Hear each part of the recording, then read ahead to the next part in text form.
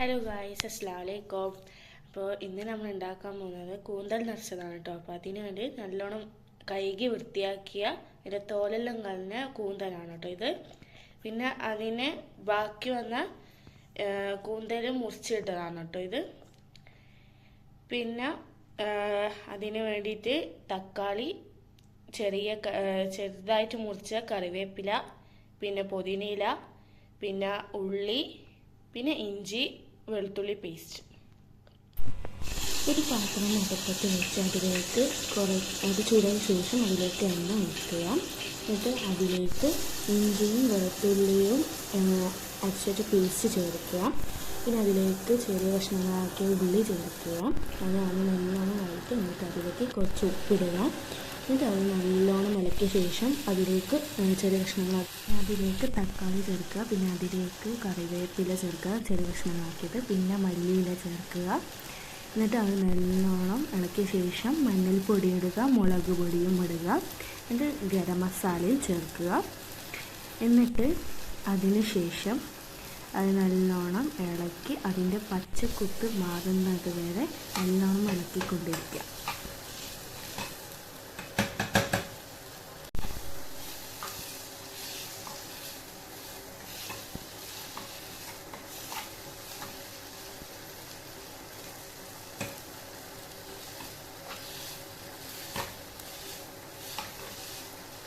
ഇതേപോലെ ഇളക്കിയ ശേഷം അതിലേക്ക് നമ്മൾ നേരത്തെ കട്ട് ചെയ്ത് വെച്ച കൂന്തലിൻ്റെ അത് ഇടുക.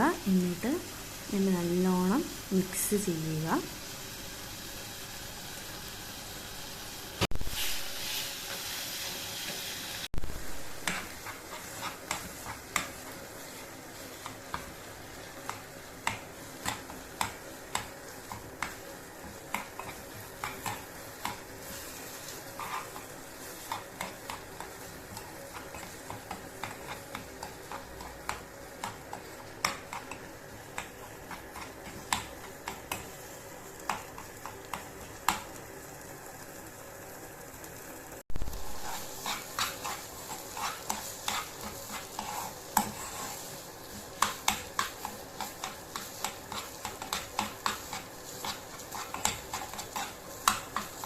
അത് മിക്സ് ചെയ്തതിന് ശേഷം അതിലേക്ക് തേങ്ങ ചേർക്കുക. എന്നിട്ട് അത് നല്ലോണം കൂടി ഒന്ന് ഇളക്കുക.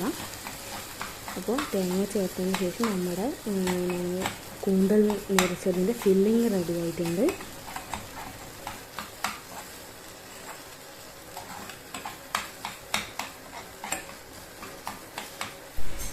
ഇളക്കി കഴിഞ്ഞ ശേഷം നമ്മൾ നേരത്തെ ആക്കി വെച്ച കൂന്തലിന് ഈ ഫില്ലിങ് ചേർത്ത് കൊടുക്കുക. ഓരോ കൂന്തലിനും ഒരു ഫില്ലിങ് ചേർത്ത് കൊടുക്കുക.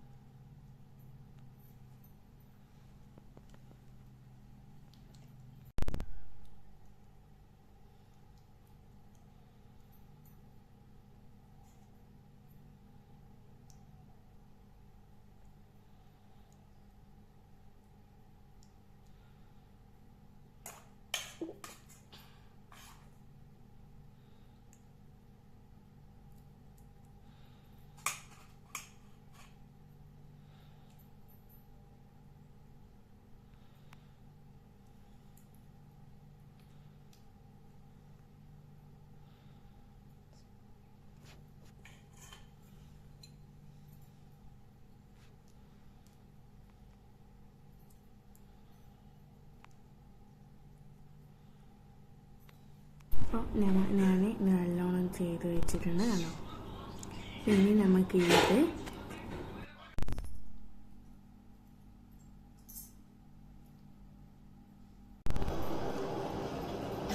ഇത് നമുക്ക് ഇനി ആവിയിൽ പൊയിഞ്ഞെടുക്കണം. അപ്പോൾ ഓരോന്നായിട്ട് നമ്മൾ ചെമ്പിലേക്ക് ഇട്ട് വെക്കുക, എന്നിട്ട് ആവി പൊയിഞ്ഞിട്ട് എടുക്കുക. ഓക്കെ,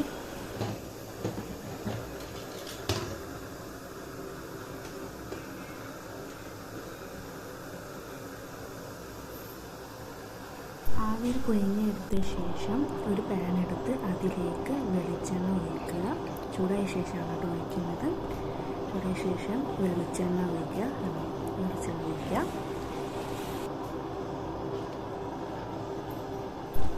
അപ്പോൾ വെളിച്ചെണ്ണ ഒഴിച്ചതിന് ശേഷം ഇത് പൊരിച്ചിട്ടില്ല കേട്ടോ. ഇത് ഞാൻ മറ്റേ നമ്മൾ പൊരിച്ചെടുക്കേണ്ട കൂട്ടാണ് കേട്ടോ. ഇത് ഞാൻ പയ്യെ പറഞ്ഞുതരാം.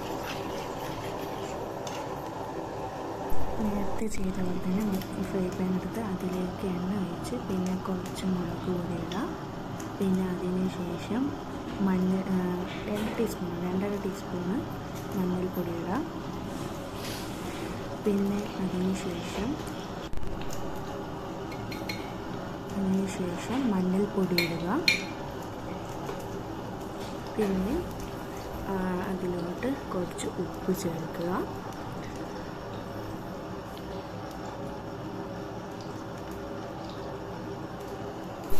ഉപ്പ് ചേർത്ത് നമ്മൾ മിക്സ് ചെയ്തിട്ട് നമ്മൾ വേവിച്ച കൂന്തലും ഇതിലേക്ക് ഓരോന്നോരോന്നായിട്ട് ഇടുക.